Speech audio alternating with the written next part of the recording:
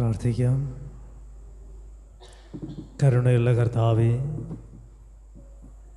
ത്രിയേക ദൈവത്തിൻ്റെ നാമത്തിൽ ഞങ്ങൾക്കൊരിക്കൽ കൂടെ നിൻ്റെ വിശുദ്ധ സന്നിധിയിലേക്ക് കടന്നു വരുവാൻ, വിശുദ്ധിയിൽ നിന്നെ സ്തുതിക്കുവാൻ, നിന്നെ ആരാധിക്കുവാൻ,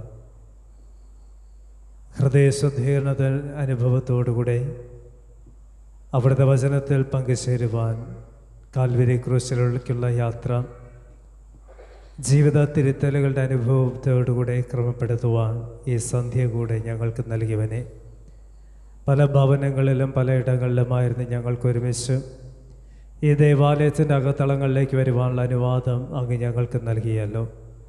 പരിശുദ്ധനായ ദൈവമേ, അങ്ങയുടെ കൃപയും അനുഗ്രഹവും ആശീർവാദവും ഇന്നത്തെ ശുശ്രൂഷയും ഞങ്ങൾക്ക് നൽകുമാറാക്കണമേ. ഞങ്ങൾ അങ്ങയോട് ചേർന്ന് അങ്ങ് ഞങ്ങൾക്ക് വേണ്ടി ത്യാഗം അനുഭവിച്ച ആ ക്രൂശൻ ചുവട്ടിലേക്ക് എത്തിച്ചേരുവാനായിട്ട് ആഗ്രഹിക്കുമ്പോൾ ഞങ്ങളെയും അവിടുന്ന് കരം പിടിച്ച് നടത്തണമേ. ക്രൂശിൻ്റെ മഹത്വം കൊണ്ട് ഞങ്ങളെ അവിടെ നിറയ്ക്കണമേ. ക്രൂശിൻ്റെ ദൈവിക രക്ഷണ്യം സ്വന്തമാക്കുവാൻ കൃപയേകണമേ ഞങ്ങൾ നിന്നോട് പ്രാർത്ഥിക്കുന്നു. പിതാവായ ദൈവമേ, ഞങ്ങളുടെ ഈ ആരാധന അവിടെ നിന്ന് അനുഗ്രഹിക്കണമേ. ആരാധനയുടെ അധ്യവസ്ഥന അവിടെ നിന്ന് കൂടെ ഇരിക്കണം. ദൈവാലയത്തിനകത്തളങ്ങളിലായിരിക്കുന്ന ഓരോ പ്രിയപ്പെട്ടവരുടെ മേലും ദൈവാത്മാവിൻ്റെ ശക്തി കർത്താവ് തന്നെ ചൊരിയപ്പെടുമാറാകണം. കൃപയുടെ അനുഗ്രഹം കൊണ്ട് ഞങ്ങളെ അവിടെ നിന്ന് മുദ്രയിടണമെന്ന് പ്രാർത്ഥിക്കുന്നു. എല്ലാ പാപബന്ധനങ്ങളെയും കർത്താവ് നീക്കി തരുമാറാകണം. നിന്നോട് ചേരുവാനായിട്ട് ആഗ്രഹിക്കുമ്പോൾ തടസ്സമായി നിൽക്കപ്പെടുന്ന പാപത്തിൻ്റെ സ്വഭാവങ്ങളെ കർത്താവ് നീക്കണമേ. അനുതാപത്തോടുകൂടെ തന്നെ നിന്നെ അറിയുവാനും നിന്നിലുള്ള സന്തോഷം കണ്ടെത്തുവാനും ഇടവരുത്തണമെന്ന് പ്രാർത്ഥിക്കുന്നു. ക്രിസ്തുവിനാൽ ഞങ്ങളുടെ പ്രാർത്ഥന കേൾക്കണം സ്വർഗ്ഗീയ പിതാവേ, ആമേൻ. ദൈവനാമത്തെ മഹത്വപ്പെടുത്തുവാനായി പുതിയ കീർത്തന പുസ്തകത്തിൽ 48-ാമത്തെ കീർത്തനം, പഴയ കീർത്തന പുസ്തകം 506-ാമത്തെ കീർത്തനം. പുതിയ കീർത്തന പുസ്തകം 48, പഴയ കീർത്തന പുസ്തകം 506.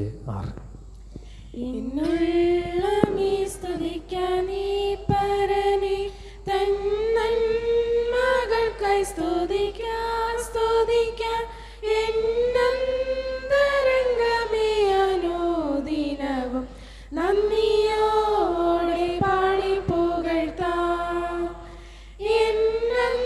എന്നന്തരംഗമേ അനുദിനവും നന്ദിയോടെ പാടി പുകഴ്ത്താം.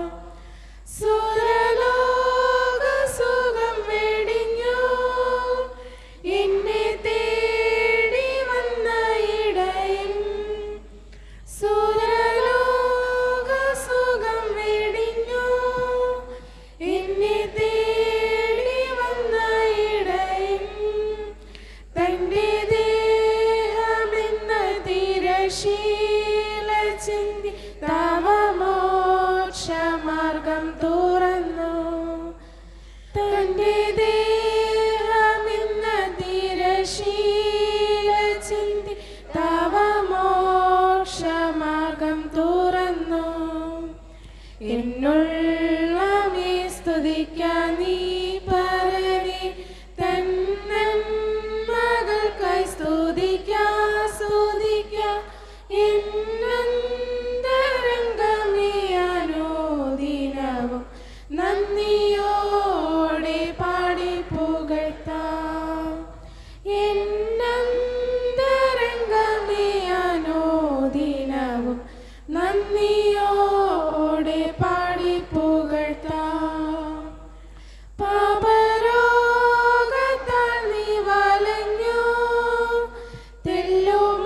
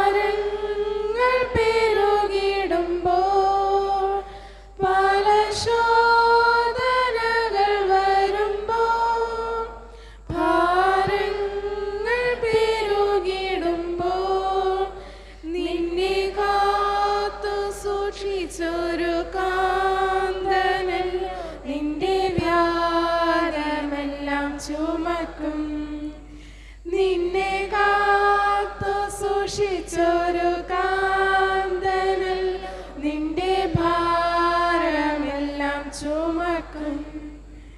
എന്നുള്ളമേ സ്തുതിക്കാൻ നീ പരനെ തന്മകൾക്കായി സ്തുതിക്കാം. എന്നന്തരംഗമേ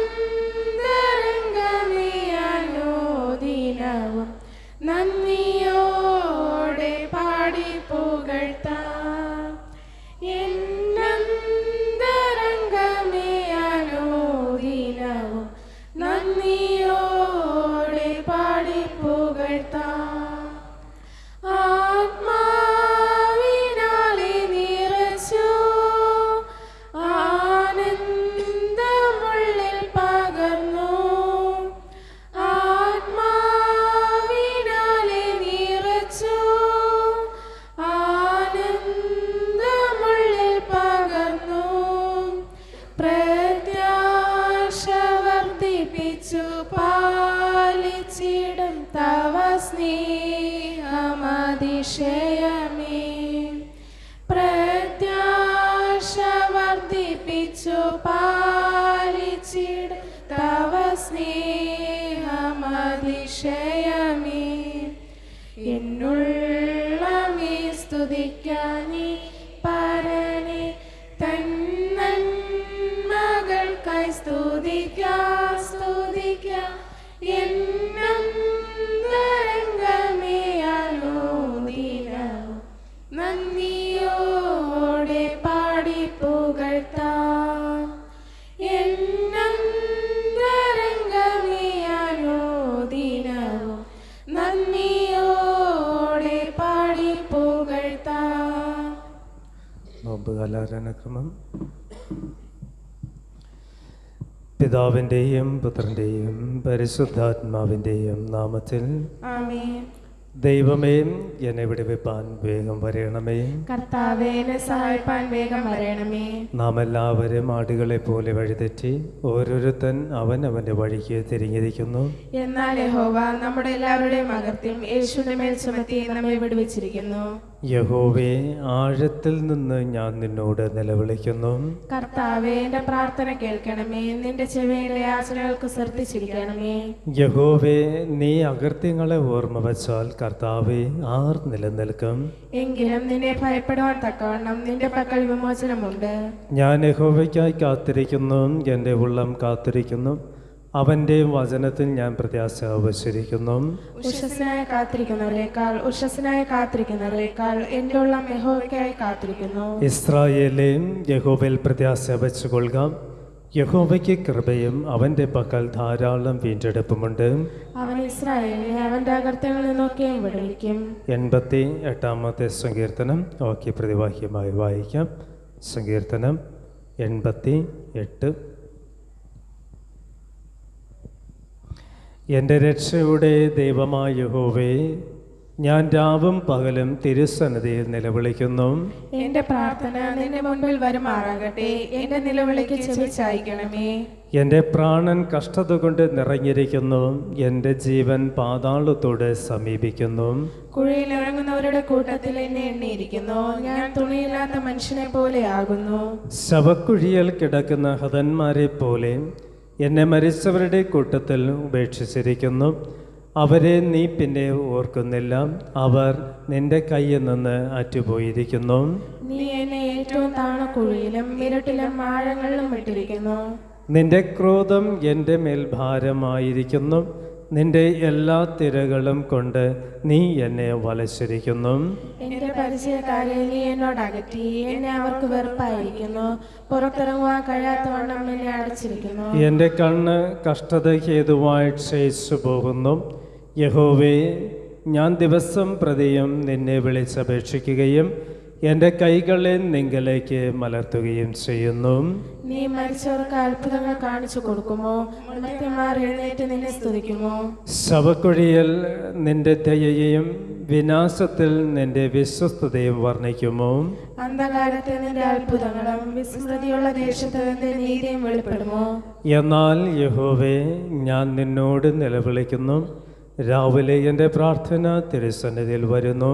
യഹോവേ, നീ എന്റെ പ്രാണനെ തള്ളിക്കളയുന്നത് എന്തിന്? നിന്റെ മുഖത്തെ എനിക്ക് മറച്ചു വെക്കുന്നതും എന്തിന്? ബാല്യം മുതൽ ഞാൻ അരിഷ്ടനും മരിപ്പാറായവനുമാവുന്നു. ഞാൻ നിന്റെ ഘോരത്വങ്ങളെ സഹിച്ച് വലഞ്ഞിരിക്കുന്നു. നിന്റെ ഉഗ്രകോപം എന്റെ മീതെ കവിഞ്ഞിരിക്കുന്നു. എന്റെ ഘോരത്വങ്ങൾ എന്നെ സംഭവിച്ചിരിക്കുന്നു. അവ ഇടപെടാതെ വെള്ളം പോലെ എന്നെ ചുറ്റുന്നു. അവ ഒരുപോലെ എന്നെ വളയുന്നു. സ്നേഹത്തെയും കൂട്ടാളിയെയും നീ എന്നോട് അകറ്റിയിരിക്കുന്നു. എന്റെ പരിചയക്കാർ അന്ധകാരമാത്രേ. പിതാവിനും പുത്രനും പരിശുദ്ധാത്മാവിനും മൗജമുണ്ടാകട്ടെ. ആദിയിൽ എപ്പോഴും എന്നേക്കുമുള്ള പ്രകാരം തന്നെ. ആമേൻ. നമുക്ക് നമ്മുടെ വിശ്വാസം അപ്പോസ്തല വിശ്വാസ പ്രമാണം അനുസരിച്ച് ഏറ്റുചൊല്ലാം. സർവശക്തിയുള്ള പിതാവായ ആകാശത്തെയും ഭൂമിയെയും സൃഷ്ടിച്ചവനായ ദൈവത്തെ ഞാൻ വിശ്വസിക്കുന്നു. അവന്റെ പുത്രനായ നമ്മുടെ കർത്താവായ യേശുക്രിസ്തുവിനെ ഞാൻ വിശ്വസിക്കുന്നു. ആയവൻ പരിശുദ്ധാത്മാവിനാൽ ഉൽപ്പാദിക്കപ്പെട്ട് കന്യമറിയയിൽ ജനിച്ച് പൊന്തിയോസ് പിലാത്തോസിന്റെ കീഴിൽ കഷ്ടം അനുഭവിച്ച് ക്രൂശിക്കപ്പെട്ട് മരിച്ചടക്കപ്പെട്ടു. അവൻ പാതാളത്തിലേക്ക് ഇറങ്ങി 3-ാം ദിവസം മരിച്ചവരിൽ നിന്ന് ഉയർത്തെഴുന്നേറ്റ് സ്വർഗ്ഗാരോഹണം ചെയ്ത് സർവശക്തിയുള്ള പിതാവായ ദൈവത്തിന്റെ വലത്തുഭാഗത്തിരിക്കുന്നു. അവിടെ നിന്ന് ജീവനുള്ളവരെയും മരിച്ചവരെയും വിധിപ്പാൻ വരികയും ചെയ്യും. പരിശുദ്ധാത്മാവിനെ ഞാൻ വിശ്വസിക്കുന്നു. വിശുദ്ധന്മാരുടെ കൂട്ടമാകുന്ന വിശുദ്ധ ക്രിസ്തീയ സഭയും പാപമോചന ശരീരത്തിന്റെ പുനരുത്ഥാനവും നിത്യജീവനെ ഞാൻ വിശ്വസിക്കുന്നു. ആമേൻ. വീണ്ടും പുതിയ കീർത്തന പുസ്തകത്തിൽ 142-ാമത്തെ കീർത്തനം, പഴയ കീർത്തന പുസ്തകം 134. പുതിയ കീർത്തന പുസ്തകം 142, പഴയത് 134.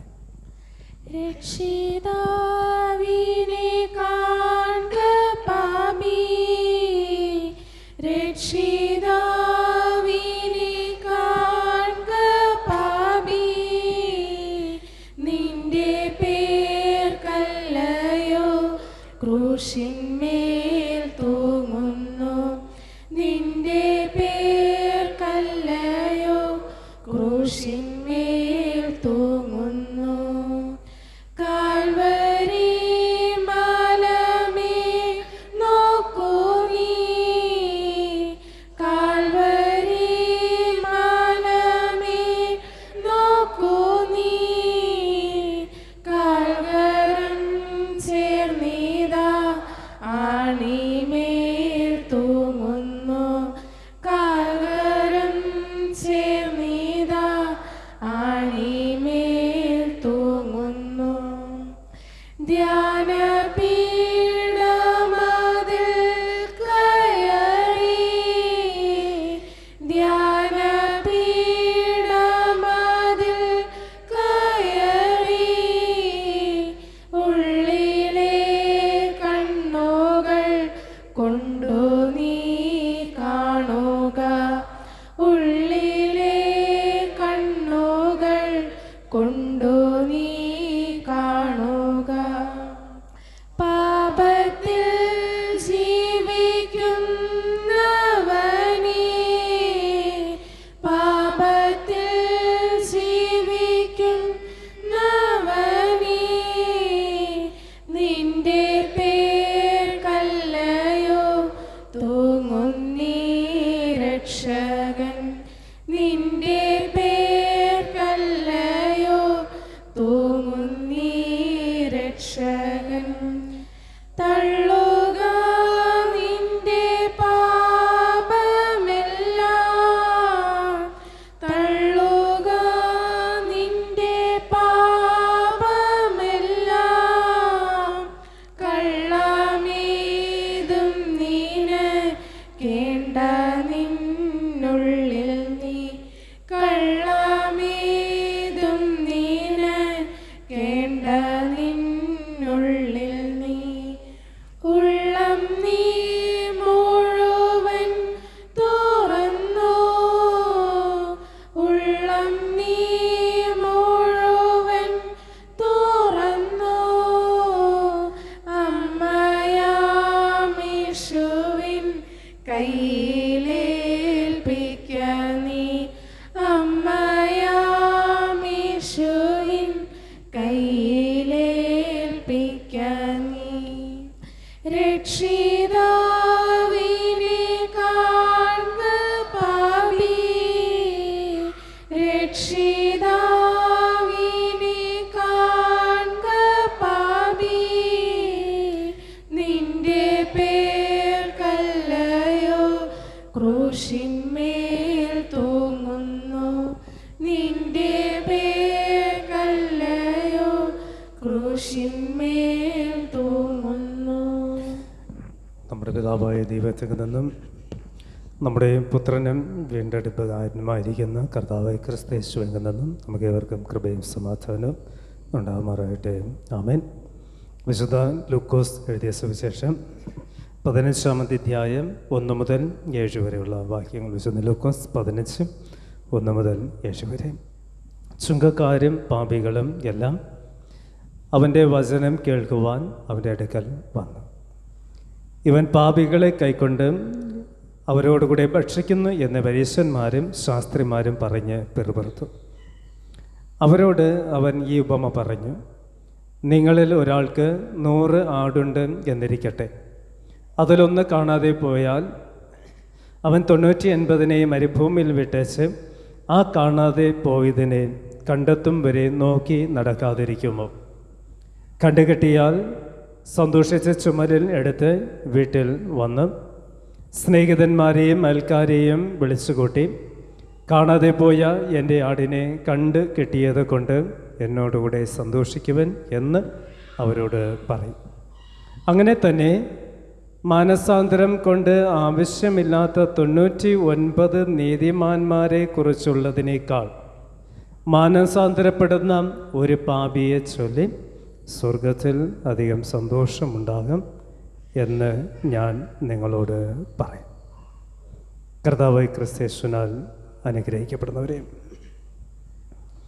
ഇന്ന് സന്തോഷിക്കുവാനായി ഒത്തിരിയേറെ കാരണങ്ങൾ നമുക്കുണ്ട്. പല അവസ്ഥകളിലും സന്തോഷം കണ്ടെത്തുവാനായിട്ട് ആഗ്രഹിക്കുന്നവരാണ് നാം എല്ലാവരും.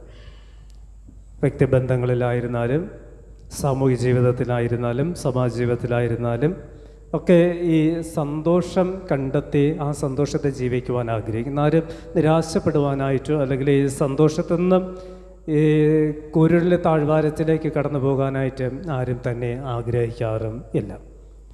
എന്നാൽ ഈ സന്തോഷം നഷ്ടമാകുന്ന ചില സംഭവങ്ങളും ജീവിതത്തിൽ കടന്നു വരാറുണ്ട്.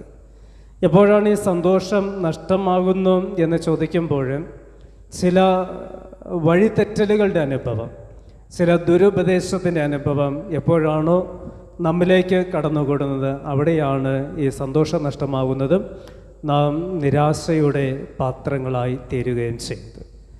ഒരു മനുഷ്യനെ അപേക്ഷിച്ചിടത്തോളം കർത്താവ് ആഗ്രഹിക്കുന്ന ഒരു കാര്യം നിരാശകളില്ലാതെ ആകുലതകളില്ലാതെ എപ്പോഴും സന്തോഷിക്കുവാൻ. അതുകൊണ്ടാണ് പൗലോസ് അപ്പോസ്തലൻ ഇങ്ങനെ പറയുന്നത്, എപ്പോഴും സന്തോഷിപ്പൻ. ആരിലാ സന്തോഷിക്കേണ്ടത്? കർത്താവിൽ, ക്രിസ്തുവിൽ സന്തോഷം കണ്ടെത്തുവാനായിട്ടാണ് പറയുന്നത്. അപ്പോൾ എപ്പോഴുമുള്ള ഒരു സന്തോഷത്തിൻ്റെ അനുഭവത്തിൽ ഈ ലോക ജീവിതത്തിൽ ആയിരിക്കുവാൻ കർത്താവ് നമ്മൾ ആഗ്രഹിക്കുമ്പോൾ കർത്താവിനെ സന്തോഷിപ്പിക്കുവാനായിട്ട് നമുക്ക് കഴിയുന്നുണ്ടോ? നമുക്ക് സന്തോഷങ്ങളുണ്ട്, അതിന് കാരണങ്ങളുണ്ട്, സന്തോഷം കണ്ടെത്തുന്നുണ്ട്, അതിനുവേണ്ടിയുള്ള ഈ അധ്വാനങ്ങളിലൊക്കെയാണ് നാം എല്ലാവരും. എന്നാൽ കർത്താവ് പറയുന്നു എപ്പോഴും സന്തോഷിപ്പിക്കുന്നു.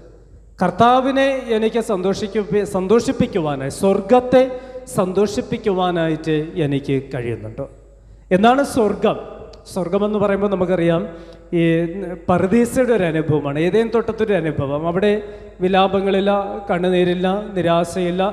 വെളിപാട് പുസ്തകത്തിലേക്ക് വരിക. വെളിപാട് പുസ്തകത്തിൽ ഈ സ്വർഗത്തെക്കുറിച്ചൊരു കാര്യം ഇങ്ങനെ പറയുന്നുണ്ട്. വെളിപാട് 21 അതിൻ്റെ 4-ാമത്തെ 5-ാമത്തെ വാക്യത്തിൽ പറയുന്നത് ഇങ്ങനെയാണ്: അവൻ അവരുടെ കണ്ണിൽ നിന്ന് കണ്ണുനീരെല്ലാം തുടച്ചു കളയും. അപ്പം ഒരു സ്വർഗീയ സൗഭാഗ്യത്തിലേക്ക് എത്തിച്ചേരപ്പെടുന്ന ഒരു മനുഷ്യൻ്റെ ജീവിതത്തിലുണ്ടാകുന്ന മാറ്റത്തെയാണ് ഈ വെളിപാട് പുസ്തകത്തിൽ ഞാൻ പറയുവാനായിട്ട് ആഗ്രഹിക്കുന്നത്. അവൻ അവരുടെ കണ്ണുനീര് തുടച്ചു കളയും. അവിടെ ഇനി മരണം ഉണ്ടാകത്തില്ല, ദുഃഖം മാറും, മുറവിളി മാറും, കഷ്ടത മാറും. ഇതൊന്നും അവിടെ ഉണ്ടാകത്തില്ല. ഒന്നാമത്തേതൊക്കെ കഴിഞ്ഞുപോയി. സിംഹാസനത്തിൽ ഇരിക്കുന്നവൻ ഏതാ? സകലതും അവൻ പുതുത് ആക്കി തീർക്കുന്നു. അപ്പോൾ സ്വർഗം എന്ന് പറയുന്നത് ഈ സന്തോഷത്തിൻ്റെ ഒരു ഇടമാണ്, സൗഭാഗ്യത്തിൻ്റെ ഇടമാണ്, കണ്ണുനീരില്ലാത്ത ഇടമാണ്. അതുകൊണ്ടാണ് ഈ മരണഭവനങ്ങളിലൊക്കെ, വിലാപ ഭവനങ്ങളിലൊക്കെ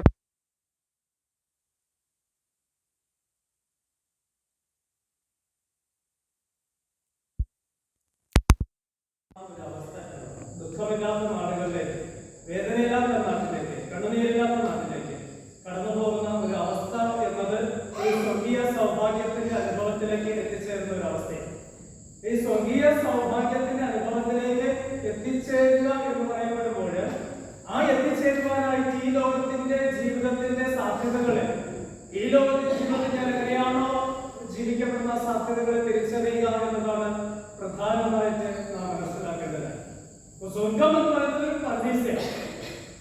കർത്താവിന്റെ വാസസ്ഥലം നാം വായിച്ചതുപോലെ ഇതാ സകലതും പുതുതാക്കി തീർക്കുന്ന സിംഹാസനത്തിൽ ഒരുവനിരിക്കപ്പെടുന്ന ഒരു പുതിയ ദർശനത്തിന്റെ അനുഭവത്തെ സ്വർഗം എന്ന് നമുക്ക് അറിയുവാനായിട്ട് കഴിയും. അതുകൊണ്ടാണ് താങ്കളെ കുറിച്ച് കണ്ട കർത്താവ് അവസാന കള്ളകളുടെ ഒരു കാര്യം ഇങ്ങനെ പറയുന്നത്, ഇന്ന് നീ എന്നോട് കൂടെ പരദേശയിലെത്തിക്കുന്ന സ്വർഗീയ സൗഭാഗ്യത്തിന്റെ അനുഭവത്തിലേക്ക് എന്നോട് കൂടെ എത്തിച്ചേരും എന്ന് പറയുന്നത് കാണുന്നത്. അപ്പോൾ സ്വർഗം എന്ന ദൈവത്തിന്റെ വാസസ്ഥലം, ദൈവത്തിന്റെ പാതപീഠം, ദൈവവുമായുള്ള ബന്ധത്തിൽ ജീവിക്കുവാനായിട്ട് തിരഞ്ഞെടുക്കപ്പെടുന്നവരുടെ സന്തോഷത്തിന്റെയും വിലാപമില്ലാത്തതിന്റെയും ഒരിടം, കണ്ണുനീര് തുടയ്ക്കപ്പെടുന്നതിന്റെ ഒരിടം, സകലതും പുതുതാക്കി തീർക്കുന്നതിന്റെ ഒരിടം, ദുഃഖവും നിരാശയും മാറുന്നൊരിടം. ഇതാണ് സ്വർഗത്തെ കുറിച്ചുള്ള നമ്മുടെ എല്ലാവരും ചിത്രീകരണം എന്ന് പറയുന്നത്. ചിത്രീകരണം തന്നെയാണ്. ഈ സ്വർഗത്തെ എങ്ങനെയാണ് ഞാൻ സന്തോഷിപ്പിക്കുന്നത്? സ്വർഗത്തിലെ ദൈവത്തെ എങ്ങനെയാണ് ഞാൻ സന്തോഷിപ്പിക്കുന്നത്? എനിക്കെന്ന സന്തോഷമുണ്ട്, നിനക്കെന്ന സന്തോഷമുണ്ട്. എനിക്ക് സന്തോഷം കണ്ടെത്തുവാൻ വഴികളുണ്ട്, നിനക്ക് സന്തോഷം കണ്ടെത്തുവാനൊക്കെ വഴികളുണ്ട്, സാധ്യതകളുണ്ട്. നമ്മുടെ ചുറ്റുപാട് സന്തോഷത്തിന്റെ മുഖാന്തരങ്ങളും സാധ്യതകളൊക്കെ നിറഞ്ഞു നിൽക്കുകയാണ്. അപ്പൊ ഈ സന്തോഷത്തിന്റെ അനുഭവങ്ങളിലൂടെ മനുഷ്യൻ കടന്നു പോകപ്പെടുമ്പോൾ പലപ്പോഴും മറന്നു പോകുന്ന സ്വർഗത്തിലെ സന്തോഷത്തെ. ഈ സ്വർഗത്തിലെ സന്തോഷം കണ്ടെത്തുക എന്നതാണ്, അല്ലെങ്കിൽ സ്വർഗത്തിന്റെ സന്തോഷത്തിന്റെ അനുഭവത്തിലേക്ക് എത്തിച്ചേരുക എന്നതാണ് ഓരോ കാലഘട്ടത്തിന്റെ പ്രാധാന്യമേറുന്ന അനുഭവം എന്ന് നാം മനസ്സിലാക്കുക. അപ്പൊ എങ്ങനെയാണ് സ്വർഗത്തെ നാം സന്തോഷിപ്പിക്കുന്നത്? ദൈവത്തെ എങ്ങനെയാണ് നാം സന്തോഷിക്കുന്നത് എന്ന് വായിച്ചിട്ട് ഭാഗമുണ്ട്. അവിടെ 15-ാം അധ്യായത്തിന്റെ പ്രത്യേകത 3 ഉപമകളാണ്. സ്വർഗരാജ്യത്തെ കുറിച്ച് പറയപ്പെടുന്ന 3 ഉപമകൾ. അതിൽ ഒന്നാമത്തെ ഉപമ വായിച്ചിട്ട് 100 ആളുകൾ 98 മാത്രം അച്ഛനത്തെ നഷ്ടപ്പെട്ടു പോയ ഒന്നിനെ തിരിച്ചു പിടിച്ചു കൊണ്ടുവരുമ്പോൾ ഉണ്ടാവുന്ന സന്തോഷം. രണ്ടാമത്തെ ഉപമ എന്ന് പറയുന്നത് 10 തിരമേണ്ടായിരുന്നു, 1 നഷ്ടപ്പെട്ടു പോകുന്നു, 9 മാറ്റിവെച്ചിട്ട് 10-ാമത്തെ അന്വേഷിച്ച് അതിനെ കണ്ടെത്തുമ്പോഴുണ്ടാവുന്ന സന്തോഷം. മൂന്നാമത്തെ ഉപമ എന്ന് പറയുന്നത് അപ്പന്റെ 2 മക്കളിൽ ഒരുവൻ വഴിതെറ്റിയവനായി പോകുകയാണ്. അവന് പോകുവാൻ പാടില്ലാത്ത ഇടത്തുകൂടെയൊക്കെ, പോകുവാൻ പാടില്ലാത്ത വഴികളിലൂടെ കടന്നു പോവുകയാണ്. അപ്പൻ ആഗ്രഹിക്കുന്നവൻ മടങ്ങി വരണം. പക്ഷെ ആ മടങ്ങി വരവ് കുറെ കാലത്തേക്ക് അവനില്ല. എന്നാൽ ആ മടങ്ങി വരവ് തനിക്ക് അനിവാര്യമെന്ന് തിരിച്ചറിയുമ്പോൾ അവനൊന്ന് മടങ്ങി വരികയാണ്. ആ മടങ്ങി വരവ് സന്തോഷത്തിന്റെ അനുഭവത്തിലേക്ക് കൊണ്ടുചെന്നെത്തിക്കുന്നത്. ഈ 3 ഉപമകൾ പഠിക്കുമ്പോൾ ഈ 3 ഉപമകളുടെ കേന്ദ്ര വിഷയമെന്ന് സന്തോഷത്തെ കുറിച്ചില്ല, ഭവനത്തിലെ സന്തോഷത്തെ കുറിച്ചില്ല, വ്യക്തിജീവിതങ്ങളുടെ സന്തോഷത്തെ കുറിച്ചില്ല. ഈ 3 ഉപമകളെ നമുക്ക് കാണുവാനായിട്ട് കഴിയും. അപ്പോൾ ഈ സന്തോഷം സ്വർഗീയമാകുന്ന സന്തോഷത്തിന്റെ അനുഭവത്തിലേക്ക് എങ്ങനെയാണ് എനിക്ക് കൊണ്ട് ചെന്നെത്തിക്കുവാനായിട്ട്? അതാണ് ഇന്നത്തെ ധ്യാനത്തിൽ കാണുവാൻ കഴിയുന്നത്. അവിടെ 7-ാമത്തെ വാക്യത്തിൽ ഇങ്ങനെ പറയുന്നത്, അങ്ങനെ തന്നെ മാനസാന്തരത്തിന് ആവശ്യമില്ലാത്ത 99 നീതിമാന്മാരെ കുറിച്ചുള്ളതിനേക്കാൾ മാനസാന്തരപ്പെടുന്ന ഒരു പാപിയെ ചൊല്ലി സ്വർഗം അധികം സന്തോഷിക്കും. സ്വർഗം സന്തോഷിക്കുന്നത് എങ്ങനെയാണ്? സ്വർഗം സന്തോഷിക്കുന്നത് ദൈവം എപ്പോഴാണ് സന്തോഷിക്കുന്നത്? എങ്ങനെയാണ് ദൈവം സന്തോഷിക്കുന്നത്? ആണ് തിരുവചനത്തിലൂടെ പറയുന്നത്. മാനസാന്തരപ്പെടും, അനുഗമിക്കപ്പെടുമ്പോൾ ഒരു പാപി മാനസാന്തരപ്പെടുമ്പോൾ, ഒരു പാപി അനുഗമിക്കപ്പെടുമ്പോഴാണ് ഈ സ്വർഗം സന്തോഷിക്കപ്പെടുന്ന ഒരു അനുഭവം ഉണ്ടാവുന്നത് എന്നാണ് ഇന്നത്തെ ധ്യാനം നമ്മെ പഠിപ്പിക്കുന്നത്. മാനസാന്തരപ്പെടുകയും അനുഗമിക്കപ്പെടുകയും ചെയ്യപ്പെടുന്ന ആ ഒരു തലത്തിലേക്ക് ഞാൻ നിങ്ങളൊക്കെ മാറുമ്പോഴാണ് ദൈവം സന്തോഷം. ദൈവത്തിന്റെ സന്തോഷം അത്രേ. എന്നെ മടങ്ങി വരും, എന്നെ തിരിച്ചു വരും. മാനസാന്തരപ്പെടുക എന്ന് പറയുമ്പോൾ അതിന്റെ അർത്ഥം എത്രയുണ്ട്? ഞാൻ നിൽക്കുന്ന ഇടത്ത് നിന്ന് ഒന്ന് തിരിച്ചു നടത്തുക, യൂട്ടേൺ എടുത്ത് ഒന്ന് നടത്തുകയാണ് മാനസാന്തരപ്പെടുക. ഞാൻ ചെയ്തുകൊണ്ടിരുന്ന പ്രവൃത്തിയുണ്ട്, ഞാൻ ചിന്തിക്കുന്ന ചിന്തകളുണ്ട്, ഞാൻ സംസാരിക്കുന്ന സംസാരങ്ങളുണ്ട്, ഞാൻ നിരൂപിക്കുന്ന നിരൂപണങ്ങളുണ്ട്. അവിടെ നിർത്തിയിട്ട്, അതിനെ അവിടെ വെച്ച് നിർത്തിയിട്ട് തിരിച്ചു നടത്തുക. ഞാൻ പോകുന്ന വഴികൾ, ആ തെറ്റായ വഴികൾ എനിക്ക് ബോധ്യമായി കഴിയുമ്പോൾ ഒരു യൂട്ടേൺ എടുത്ത് മടങ്ങി വന്ന് ഈ മാനസാന്തരത്തിന്റെ അനുഭവത്തിലേക്ക് ആവുന്നതാണ് അതിന്റെ അർത്ഥമാണ്. വാഹനയാത്ര ചെയ്യുമ്പോൾ മുന്നിലേക്കുള്ള ഈ വഴി അപകടാവസ്ഥയിലാണെന്ന് അറിയുമ്പോൾ ഈ വാഹനം നിയന്ത്രിക്കുന്ന മനുഷ്യൻ ചെയ്യുന്ന കാര്യമുണ്ട്, ഒരു യൂട്ടേൺ എടുക്കുകയാണ്. മുന്നോട്ടല്ല പോകുന്നു, അവൻ യൂട്ടേൺ എടുത്ത് വേറെ വഴി കണ്ടെത്തി ലക്ഷ്യസ്ഥാനത്തേക്ക് എത്തിച്ചേരും. ഈ മാനസാന്തരപ്പെടുന്നത് പറയുന്നതാണ് മുന്നിൽ അഗാധമായ കുഴി ആണ് എന്ന് തിരിച്ചറിയുമ്പോൾ ആ കുഴിയിലെ ആഴങ്ങളിൽ വഴുതി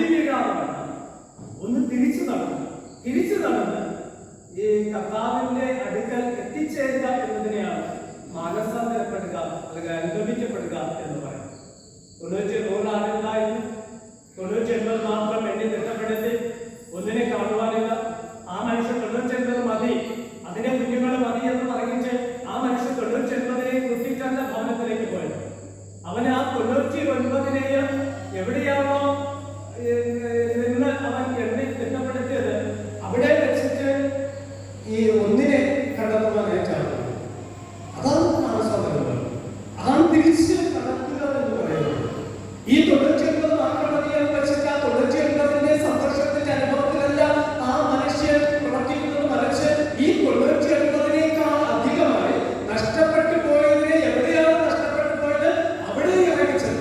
അത് പക്ഷേ ഈ മനാന്തരങ്ങളുടെ ഉള്ളിലായിരിക്കാം, ഒരുപക്ഷെ അത് ഈ മുൾപ്പടവുകളുടെ ഉള്ളുകളിലായിരിക്കാം, അത് ഒരുപക്ഷെ ശത്രുവിന്റെ കരവലയത്തിനുള്ളിലായിരിക്കാം. എവിടെയായിരുന്നാലും എവിടെയാണോ ഈ നഷ്ടപ്പെട്ടു പോയ ആട് ഉള്ളത് എന്ന് അന്വേഷിച്ച് അതിൻ്റെ പിന്നാലെ പോയി അതിനെ കണ്ടെത്തി അതിനെ തിരിച്ചു കൊണ്ടുവരിക.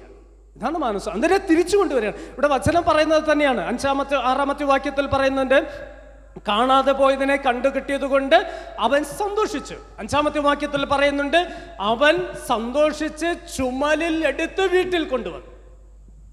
ഇതാണ് മാനസാന്തരം എന്ന് പറയുന്നത്. ഇവിടെയാണ് ഈ ഭവനം സന്തോഷിക്കുന്നത്, സ്വർഗം സന്തോഷിക്കുന്നത്, ദൈവം സന്തോഷിക്കുന്നത്. ഇതാണ് കർത്താവിനെ ആഗ്രഹിക്കുക. ഞാൻ ഈ വഴിതെറ്റിപ്പോയി എന്ന് എനിക്ക് ബോധ്യമാകുമ്പോൾ വചനത്തിൽ കൂടെയും പ്രാർത്ഥനയിൽ കൂടെയും ആരാധനയിൽ കൂടെയും ഞാൻ വഴിതെറ്റി സഞ്ചരിക്കേണ്ടതെന്ന് എനിക്ക് ബോധ്യമാകുമ്പോൾ ഞാനൊന്ന് തിരിച്ചു വരണം, ഞാനൊന്ന് മടങ്ങി വരണം. എവിടേക്കാ? എൻ്റെ അപ്പൻ്റെ അടുക്കലേക്ക്, എൻ്റെ വീട്ടിലേക്ക്, എൻ്റെ അപ്പൻ്റെ വീട്ടിലേക്ക്. ഈ സമൂഹത്തിലെ ഹൈന്ദവ പശ്ചാത്തലത്തിൽ ഹൈന്ദവ സഹോദരങ്ങളുടെ ഇടയിൽ ഒരു ചിന്ത ഇങ്ങനെയുണ്ട്, ഹർ വാപ്പസി എന്നൊരു ചിന്ത. അത് കുറേ കാലങ്ങൾ കൊണ്ട് കേൾക്കുന്ന ഒരു പദമാണ് ഹർ വാപ്പസി. ഹർ വാപ്പസി എന്ന് പറഞ്ഞാൽ വീട്ടിലേക്ക് മടങ്ങി വരിക എന്നത് ഒരു ഹിന്ദി പദമാണ്. ഹർ വാപ്പസി ഭവനത്തിലേക്ക് മടങ്ങി വരിക എന്നതാണ്. ഇവിടെ നമുക്ക് അത് പറയാനായിട്ട് കഴിയുന്നത് ഭവനത്തിലേക്ക് മടങ്ങി വരിക. ഏത് ഭവനത്തിലാണ്? സ്വർഗമാകുന്ന ഭവനത്തിലേക്ക്, ദൈവമാകുന്ന ഭവനത്തിലേക്ക്, രക്ഷയാവുന്ന ഭവനത്തിലേക്ക്, സന്തോഷവും തണലേകുന്ന ഒരു ഭവനത്തിലേക്ക് മടങ്ങി വരിക. ഈ 99 ആടിനെ മാറ്റിവെച്ച് ഒന്നിനെ കിട്ടിയപ്പോൾ അവൻ അതിനെയും ചുമലിലെടുത്ത്, ആ 99നെ പിന്നെ ചിത്രീകരിക്കുന്നില്ല, ഈ ഒന്നിനെ മാത്രമാണ് പിന്നെ പറയുന്നത്. അതിനെ ചുമലിലെടുത്ത് അതിനെ തറയിൽ കൂടെ നടത്തിയില്ല, അതിനെ വലിച്ചഴിച്ചില്ല, അതിനെ ഉപദ്രവിച്ചില്ല, അതിനെ തല്ലിയില്ല, അതിനെ ശകാരിച്ച ഒന്നും ചെയ്തിട്ടില്ല.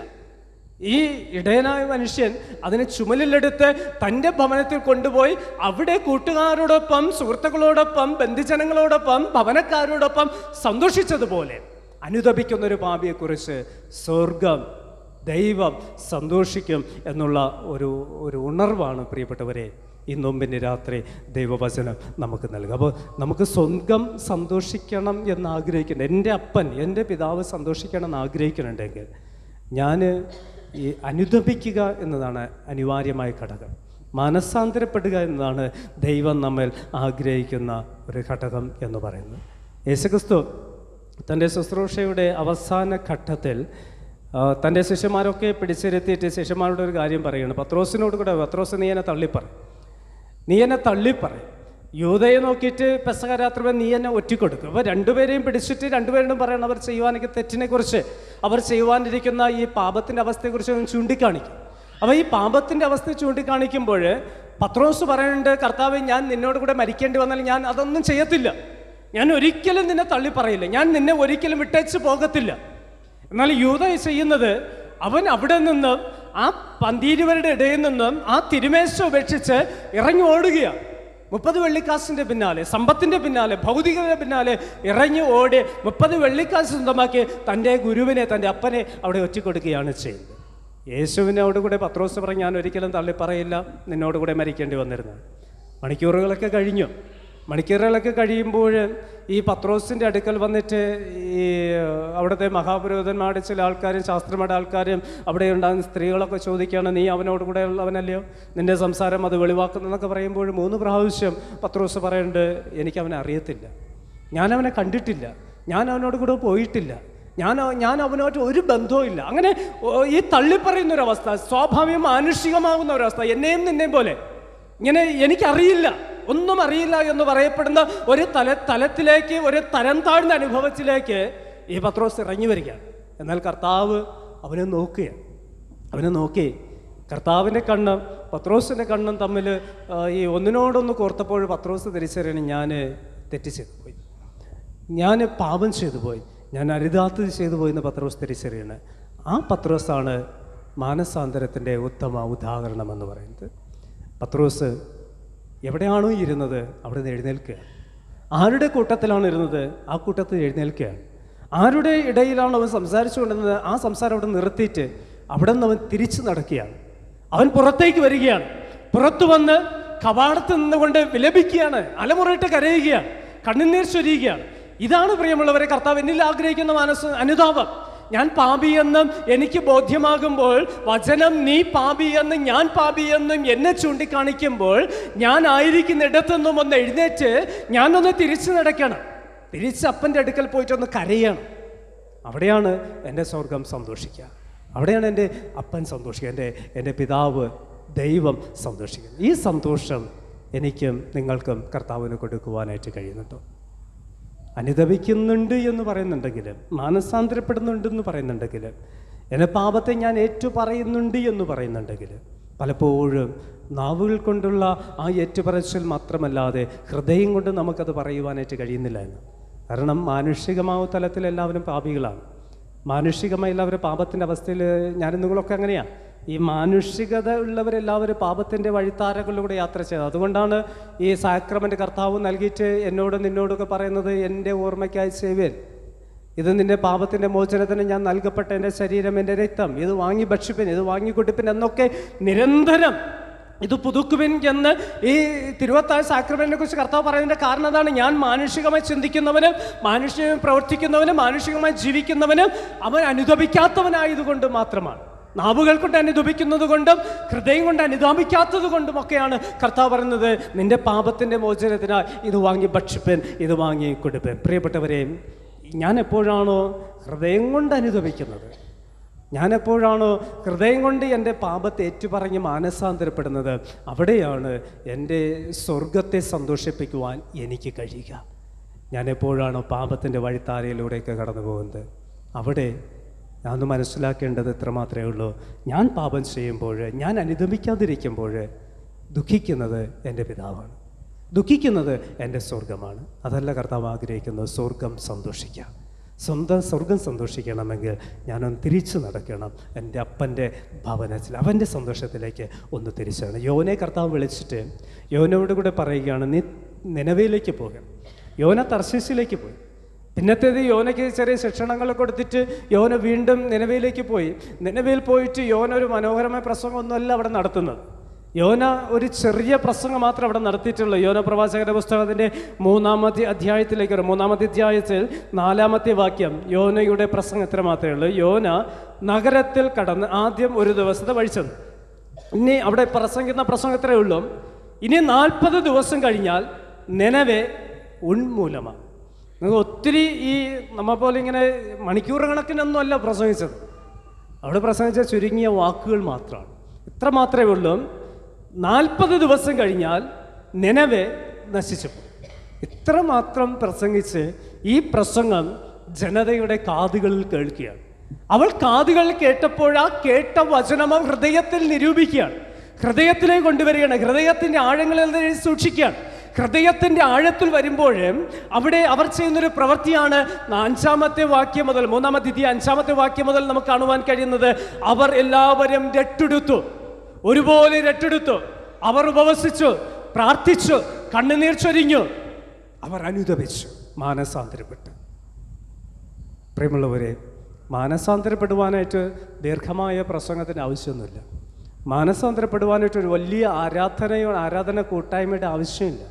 ചില വാക്കുകൾ, ചില ദൈവത്തിൻ്റെ വചനം എൻ്റെ ഹൃദയത്തിൻ്റെ ആഴത്തിൽ കൊള്ളുന്നുണ്ടെങ്കിൽ അവിടെയാണ് ഈ മാനസാന്തരത്തിൻ്റെ അനുഭവത്തിലേക്ക് എത്തുവാനായിട്ട് നമുക്ക് കഴിയുക. അപ്പോൾ വചനം ഇവിടെ പറയുന്നത് പോലെ, എബ്രായ ലേഖനം പറയുന്ന ഈ പൗലോസിൻ്റെ ലേഖനത്തിൽ പറയുന്നത് പോലെ, വചനം ഈ ഇരുവാഴി തലയുള്ള വാളിനേക്കാൾ മൂർച്ചയേറിയതാണ്, അത് അസ്ഥി മജ്ജകളൊക്കെ വേർപിടിവിക്കുന്നൊക്കെ പറയുമ്പോൾ എപ്പോഴാണോ വചനം എൻ്റെ ഹൃദയത്തിൽ പതിഞ്ഞ് ഞാൻ പാപി എന്ന വചനത്തിലൂടെ എനിക്ക് ബോധ്യമാവുന്നത്, അവിടെയാണ് എനിക്ക് ഈ സ്വർഗത്തെ സന്തോഷിപ്പിക്കുവാനായിട്ട് കഴിയുക.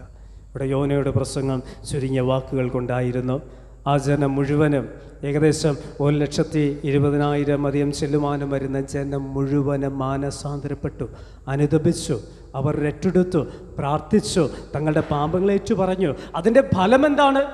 അതിൻ്റെ ഭവിഷ്യത്ത് എന്താ? അതിൻ്റെ പ്രതിഫലം എന്താണ്? 3-ാമത്തെ അധ്യായത്തിൻ്റെ അവസാന വാക്യത്തിൽ പറയുന്നത് എങ്ങനെയാണ്? അവർ ദുർമാർഗം വിട്ടുതിരിഞ്ഞിരിക്കുന്നു എന്ന് ദൈവം അവിടെ പ്രവൃത്തികളാൽ കണ്ടപ്പോൾ താൻ അവർക്ക് വരുത്തും എന്ന് അരുളി ചെയ്തിരിക്കുന്ന അനർത്ഥത്തെക്കുറിച്ച് ദൈവം അനുതപിച്ചു, അത് വരുത്തിയതും ഇല്ല. ഇതാണ് ഈ സ്വർഗം സന്തോഷിക്കുന്ന അനുഭവം. കുറച്ചു മുമ്പ് ഈ 1-ാമത്തെ അധ്യായത്തിൻ്റെ 2-ാമത്തെ വാക്യം നാം ഒന്ന് വായിക്കണം. 1-ാമത്തെ അധ്യായം 2-ാമത്തെ വാക്യത്തിൽ പറയുന്നത്, അവരുടെ ദുഷ്ടത എൻ്റെ സന്നിധിയിലെത്തിയിരിക്കുന്നു, നീ നിനവെ പട്ടണങ്ങൾക്ക് വിരോധമായി സംസാരിക്കണം. ഇത് 1-ാമത്തെ അധ്യായത്തിൻ്റെ 2-ാമത്തെ വാക്യത്തിൽ പറയുന്നതാ. അപ്പോൾ വളരെ ദുഃഖത്തോടുകൂടെ, സന്തോഷമില്ലാത്ത അനുഭവത്തോടുകൂടെ, നിരാശയോടെ ദൈവം പറയുകയാണ്, അവരുടെ ദുഷ്ടത എൻ്റെ സന്നിധി വരെ എത്തിയിട്ടുണ്ട്. അവർ പാപിയാണ്, പാപത്തിൻ്റെ അവസ്ഥയിൽ ജീവിക്കുന്നവരാണ്. ഈ പാപികളോടുകൂടെ നീ പറയണം, ഈ പട്ടണത്തെ ഞാൻ നശിപ്പിക്കും, ഈ രാജ്യത്തെ, ഈ ദേശത്തെ ഞാൻ പൂർണ്ണമായി ഉന്മൂലം നാശമാക്കി തീർക്കും. അപ്പം ആ ഒരു വാക്കാണ്, നീ പട്ടണത്തെ ഉന്മൂലമാക്കും എന്നുള്ള വാക്ക് അവിടെ ഹൃദയത്തിൽ കൊള്ളുകയാണ്. അവർ തിരിച്ചറിയണം, ഞങ്ങളാണ് തെറ്റുകാർ. യോന നീ പാപി എന്നല്ല പറഞ്ഞത്, യോന നിങ്ങൾ ദുർമാർഗത്തിൽ കൂടെ നടക്കുന്നു എന്നല്ല പറഞ്ഞത്. യോന ഓരോ വ്യക്തികളെ കുറിച്ച് നീ ഇന്ന പാപങ്ങൾ ചെയ്യുന്നു എന്ന് ഓരോരുത്തരെ ചൂണ്ടിക്കാണിച്ച് പറഞ്ഞില്ല. എല്ലാവരെയും കേൾക്കെ യോന പറയുകയാണ്, 40 ദിവസം കഴിഞ്ഞാൽ ദൈവം ഈ പട്ടണത്തെ നശിപ്പിക്കും. അപ്പൊ ഇത് ജനങ്ങളുടെ ഹൃദയത്തിലേക്ക് പതിയുകയാണ്. ആ വാക്ക് കാതുകളെ കേൾക്കുന്നുണ്ടെങ്കിലും ഹൃദയത്തിൽ പതിഞ്ഞ് ആ ഹൃദയത്തിൻ്റെ അകത്തളങ്ങ് നിന്നിട്ട് അവർ ഉപവസിക്കുന്നുണ്ട്. എല്ലാവരും ഒരുപോലെ ഉപവസിച്ചു. രാജാവും പറയുകയാണ്, രാജാവ് ഇങ്ങനെ പരസ്യമാക്കുകയാണ്, എല്ലാവരും ഉപവസിക്കണം, എല്ലാവരും ഈ രട്ടിടയ്ക്കണം എന്നൊക്കെ പറയുകയാണ്. ഇവിടെ 7-ാമത്തെ വാക്യത്തിൽ പറയുന്നത്, മനുഷ്യനോ മൃഗമോ കന്നുകാലിയോ ആടോ ഒന്നും ഒരു വസ്തുവും ആസ്വദിക്കരുത്, മേയുകയും വെള്ളം കുടിക്കുകയും അരുത്. 8-ാമത്തെ വാക്യത്തിൽ പറയുന്നു, മനുഷ്യനും മൃഗവും രട്ടുപുതച്ച് ഉച്ചത്തിൽ ദൈവത്തോട് വിളിച്ച് അപേക്ഷിക്കണം. ഓരോരുത്തൻ താൻ്റെ ദുർമാർഗവും താൻ്റെ കൈക്കലുള്ള സാഹസവും വിട്ട് മനം തിരിയുകയും വേണം. 9-ാമത്തെ വാക്യം, ദൈവം വീണ്ടും അനുതപിച്ച് നാം നശിച്ച് പോകാതിരിക്കേണ്ടതിന് അവൻ്റെ ഉഗ്ര കോപം വിട്ട് മാറുമായിരിക്കാം, ആർക്കറിയാം.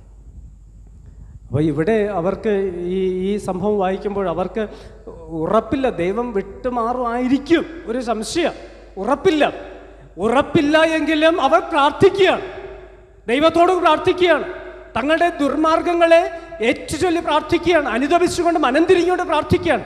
മനുഷ്യ മാത്രമാണോ? അല്ല, മൃഗങ്ങൾ, ആട്, മാട്, കന്നുകാലികൾ എല്ലാവരും പറയുന്നത് എങ്ങനെയാണ്? അത് അവരെ ഒന്നും ഭക്ഷിക്കരുതെന്നാണ് പറയുന്നത്, ഒന്നും ആസ്വദിക്കരുതെന്ന് പറഞ്ഞത്.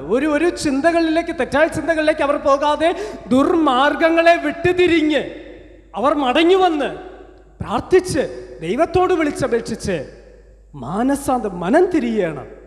ദൈവം ദുർമാർഗങ്ങളെ വിട്ടുതിരിയുവാൻ ഞങ്ങളോട് അനുതപിക്കുമായിരിക്കുമെന്നുള്ള ആ ചിന്തയിൽ പ്രാർത്ഥിച്ചപ്പോൾ ദൈവം അവരോട് അനുതപിച്ചു.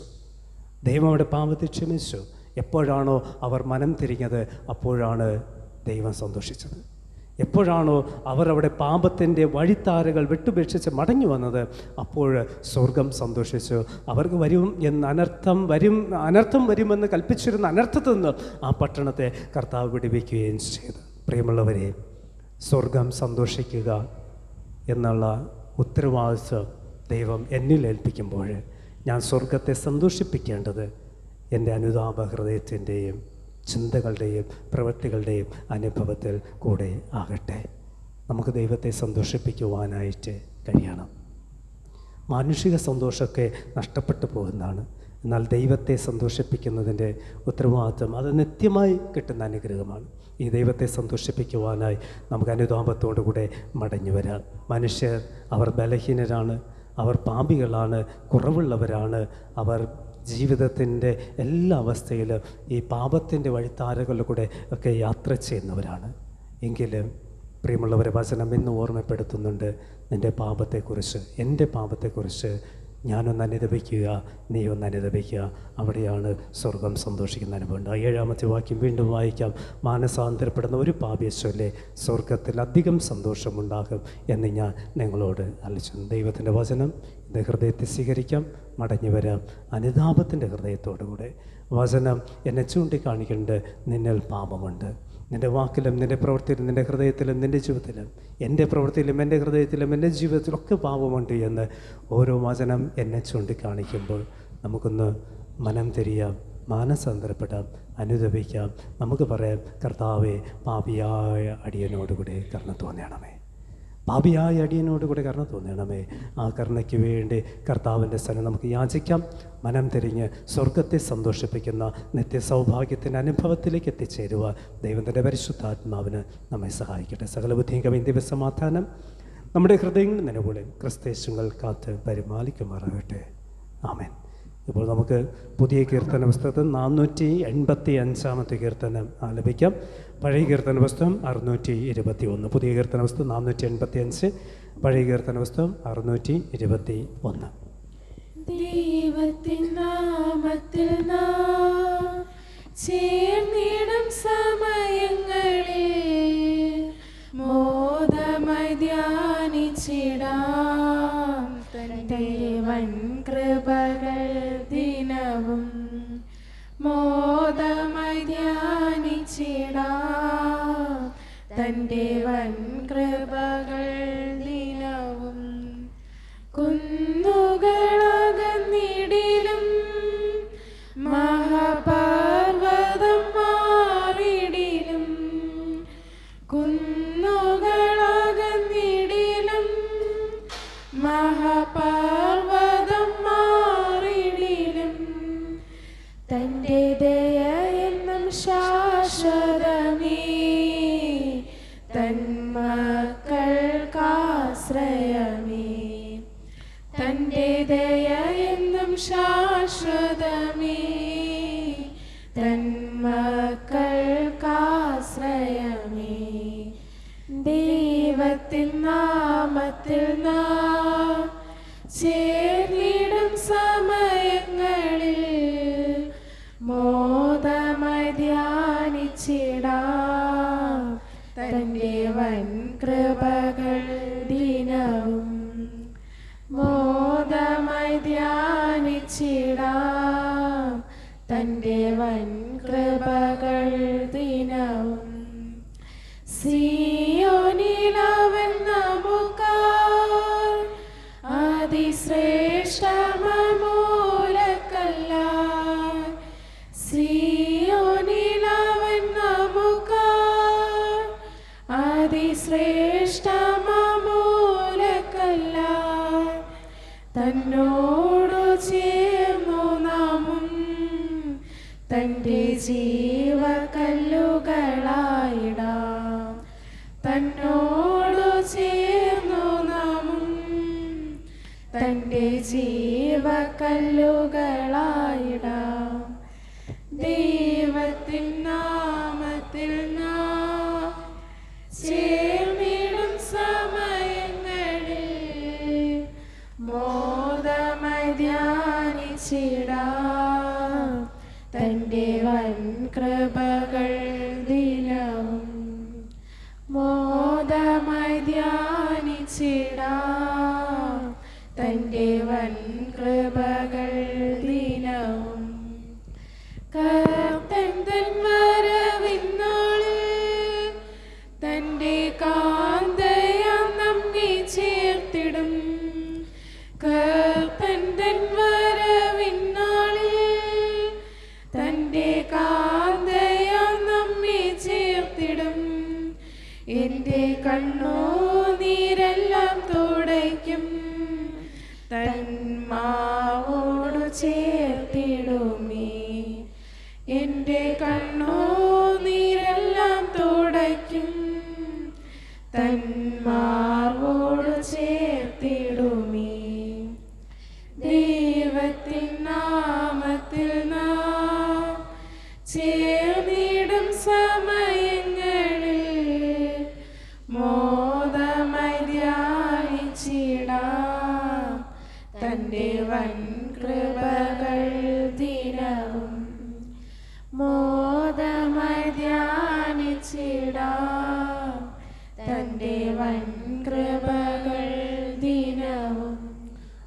നോമ്പുകാലാരാധനക്രമത്തിൻ്റെ രണ്ടാമത്തെ ഭാഗം ദൈവസന്നിധിയിലേറ്റ് ചൊല്ലാം.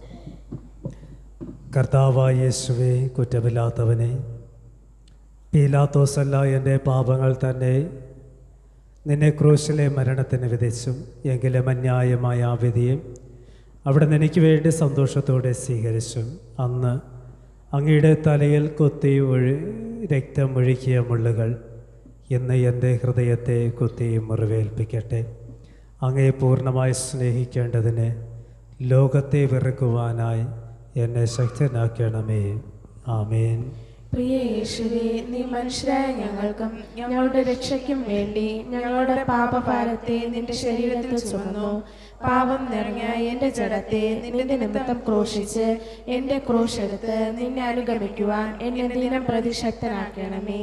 ആമേൻ. പ്രിയ യേശുവേ, ദുഃഖതയായ അവിടുത്തെ അമ്മ മറിയോട് അവിടുന്ന് മനസ്സലിഞ്ഞതുപോലെ ഒടുവിലത്തെ നാളിൽ ദുഃഖവും വേദനയുമില്ലാത്ത നാട്ടിൽ മറിയയോടും എല്ലാ വിശുദ്ധന്മാരോടും കൂടെ ഞാനും അങ്ങേ എതിരേൽക്കുവാൻ തക്കവണ്ണം എന്നോട് മനസ്സലിവുണ്ടാകണമേ. ആമേൻ.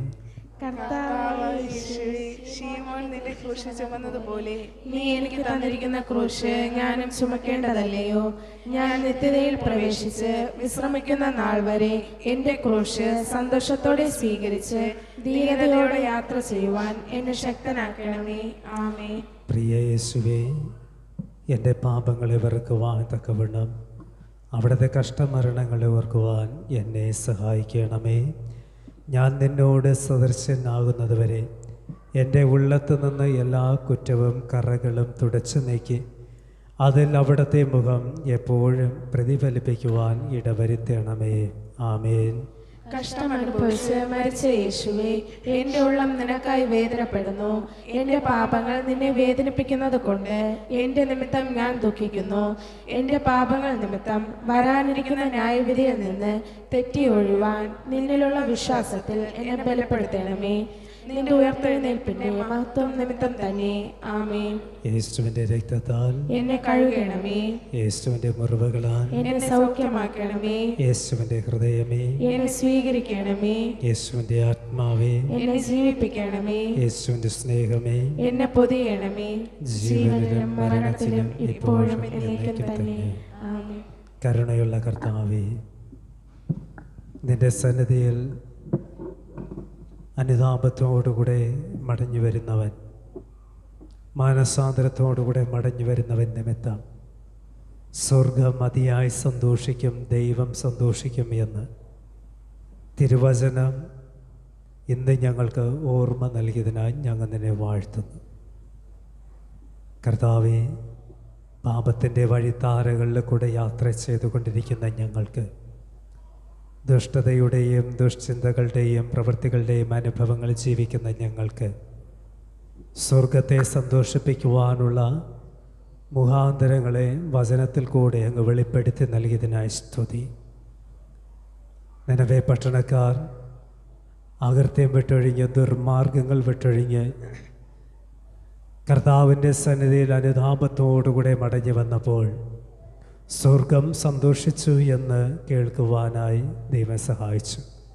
അത്തരത്തിൽ കേൾക്കുന്ന വചനം ഹൃദയത്തിൻ്റെ ആഴത്തിൽ പതിയപ്പെടുമ്പോൾ സ്വയം പാപി എന്ന് തിരിച്ചറിയുവാൻ, പാപത്തിൻ്റെ അവസ്ഥയിൽ നിന്ന് മടങ്ങി വരുവാൻ, ഭവനത്തിലേക്ക് മടങ്ങി വരുവാൻ, അപ്പൻ്റെ അടുക്കിലേക്ക് മടങ്ങി വരുവാൻ ഇന്ന് വചനം ഞങ്ങൾക്ക് നൽകിയ ആലോചനയ്ക്കായി ഞങ്ങൾ നിനക്ക് സ്തുതി കരേറ്റുന്നു. നാഥ, മനുഷ്യരായ ഞങ്ങളിൽ പാപമുണ്ട്, ബലഹീനതകളുണ്ട്, കുറവുകളുണ്ട്, ദൈവത്തിൽ നിന്നും അകന്നു പോകുന്ന അനുഭവങ്ങളുണ്ട്. കർത്താവെ, മടങ്ങി വരുവാനായി ഇന്ന് ഞങ്ങൾ ആഗ്രഹിക്കുന്നു. ഈ നോമ്പ് കാലഘട്ടത്തിൽ മടങ്ങി വന്ന അപ്പൻ്റെ സന്തോഷത്തിലായിരിക്കണമെന്ന് വചനം ഓർമ്മപ്പെടുത്തുമ്പോൾ മടങ്ങി വരുവാനായി ഹൃദയം കൊണ്ട് ആഗ്രഹിച്ച് ഞങ്ങളുടെ പാപങ്ങൾ ഏറ്റുപറഞ്ഞ് നിൻ്റെ സന്നിധി സമർപ്പിതരാകട്ടെ. ഞങ്ങളുടെ അനുതാപ ഹൃദയത്തെ അവിടുന്ന് നോക്കി പാർക്കണമേ. ഞങ്ങളുടെ ഹൃദയത്തിൽ ദൈവിക ഇടപെടൽ ഉണ്ടാക്കുകയും ദൈവിക അനുഗ്രഹം കൊണ്ട് ഞങ്ങളുടെ ജീവിതത്തെ ആശീർവദിക്കുകയും ചെയ്യുമാറാക്കണമേ. ഞങ്ങൾ അനുദപിക്കുമ്പോൾ, ഞങ്ങൾ മാനസാന്തരപ്പെടുമ്പോൾ, മനം തിരിഞ്ഞ് മടങ്ങി വരുമ്പോൾ സ്വർഗം സന്തോഷിക്കുമെന്ന് തിരിച്ചറിഞ്ഞ് ആ സ്വർഗത്തിൻ്റെ സന്തോഷത്തിൻ്റെ ഉത്തമ ഉദാഹരണമായി തീരുവാൻ ഞങ്ങളെല്ലാവരെയും കരങ്ങളിലെടുത്ത് പ്രയോജനപ്പെടുത്തണമേ എന്ന് പ്രാർത്ഥിക്കുന്നു. ദൈവമായ കർത്താവേ, ഞങ്ങളുടെ കൃപയുണ്ടാകണമേ, ഞങ്ങളെ അനുഗ്രഹിക്കണമേ. വചനം കൊണ്ട് ഞങ്ങളെ അവിടുന്ന് കഴുകണമേ. ഞങ്ങളുടെ അകൃത്യങ്ങൾ അവിടെ നീക്കണമേ. പാപാവസ്ഥയിൽ നിന്ന് ഞങ്ങളെ അവിടുന്ന് മടക്കി വരുത്തണമെന്ന് പ്രാർത്ഥിക്കുന്നു. അവിടുത്തെ ആ ആലയത്തിൽ കടന്നു വന്ന എല്ലാ പ്രിയപ്പെട്ടവരെ ആശീർവദിക്കണം. ഓരോ വ്യക്തികളുടെ ഉള്ളങ്ങളെ കർത്താവ് അറിയണം, അവിടെ ആവശ്യങ്ങൾ അറിയണം. മാനുഷിക സന്തോഷത്തെക്കാൾ ദൈവത്തെ സന്തോഷിപ്പിക്കുകയാണ് എൻ്റെ കടമ എന്ന് തിരിച്ചറിയുവാനുള്ള ദൈവത്തിൻ്റെ ജ്ഞാനം ഞങ്ങൾക്കെല്ലാവർക്കും അങ്ങ് പകർന്നു തരണമേ. ഞങ്ങൾ അനുദപിച്ച് അങ്ങയെ സന്തോഷിപ്പിച്ച് അങ്ങയിലുള്ള സന്തോഷം കണ്ടെത്തി ക്രിസ്തുവിൽ സന്തോഷിച്ചുകൊണ്ട് ജീവിപ്പാനുള്ള ദൈവവരം എപ്പോഴും ഞങ്ങൾക്ക് നൽകണമെന്ന് പ്രാർത്ഥിക്കുന്നു. പലവിധമായ പ്രയാസങ്ങളിൽ, രോഗാവസ്ഥയിൽ, ശാരീരികമായും മാനസികമായും നിരാശകളുടെ അനുഭവത്തിലായിരിക്കുന്ന അവിടുത്തെ മക്കളെ ചേർത്ത് പിടിക്കണമേ, അനുഗ്രഹിക്കണമേ. അർപ്പിച്ച വഴിപാട് കാണിക്ക അവിടുന്ന് സ്വീകരിക്കണം. കരങ്ങളെ അവിടുന്ന് അനുഗ്രഹിക്കണം. ഉപയോഗിക്കുന്ന ആവശ്യങ്ങളിൽ കൂടിയിരിക്കണം. ഇന്ന് അവിടുത്തെ ആലയത്തിൽ കടന്നു വന്ന മക്കൾക്ക് നോമ്പ് കഴിഞ്ഞ് നേർച്ച സമർപ്പിച്ച പ്രിയ കുടുംബത്തെയും വ്യക്തിയും കർത്താവ് അനുഗ്രഹിക്കണം. സമർപ്പിച്ച കരങ്ങളിലും ജീവിതത്തിലും കൂടിയിരിക്കണം. ഭക്ഷിക്കുന്ന ഞങ്ങളെയും ദൈവം ആശീർവദിക്കണം, നന്മകൾ കൊണ്ട് നിറയ്ക്കണമെന്ന് പ്രാർത്ഥിക്കുന്നു. ആലയം വിട്ട് പിരിയട്ടെ, പിരിയാത്ത ദൈവം കൂടെ ഉണ്ടാകണം, മുൻപിലും പിൻപിലും കാവലായിരിക്കണം. ഇന്ന് രാത്രി ഞങ്ങൾ സുഖമായി ഉറങ്ങട്ടെ, നല്ല പ്രഭാതം ലഭ്യമാക്കണം. വിശുദ്ധിയുടെ അനുഭവത്തെ കർത്താവ് തന്നെ നൽകണമെന്ന് പ്രാർത്ഥിക്കുന്നു. സകല ദോഷങ്ങളിൽ നിന്നും കർത്താവെ നീ ഞങ്ങളെ വീണ്ടെടുക്കണം. പാപാവസ്ഥയിൽ നിന്നും ഞങ്ങൾക്ക് മോചനം നൽകണമെന്ന് പ്രാർത്ഥിക്കുന്നു. ക്രിസ്തുവിനാൽ ഞങ്ങളുടെ പ്രാർത്ഥന കേൾക്കണ സ്വർഗപിതാവേ. സ്വർഗസ്ഥനായ ഞങ്ങളുടെ പിതാവേ, തിരുനാമം വിശുദ്ധീകരിക്കപ്പെടണമേ, തിരുരാജ്യം വരണമേ, തിരുവിശ്വസകുതം പോലെ ഭൂമിയിലും ആകണമേ. ഞങ്ങളുടെ ദിവസമുള്ള ആഹാരം ഞങ്ങൾക്ക് തരണമേ.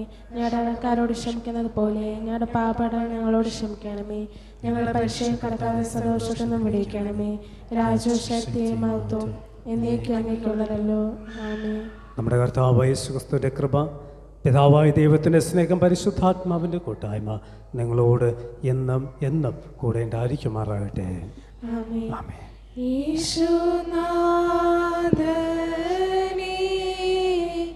ദേവസുതനേ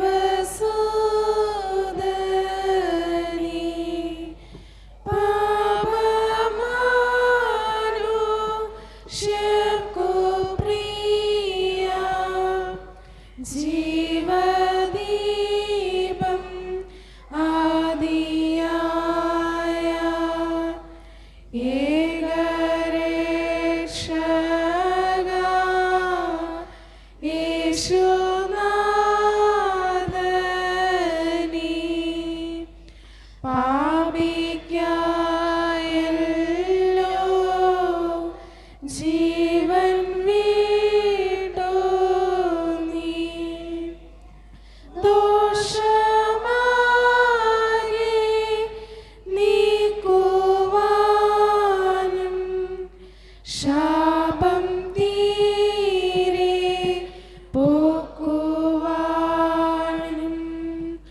നീചൻ പോ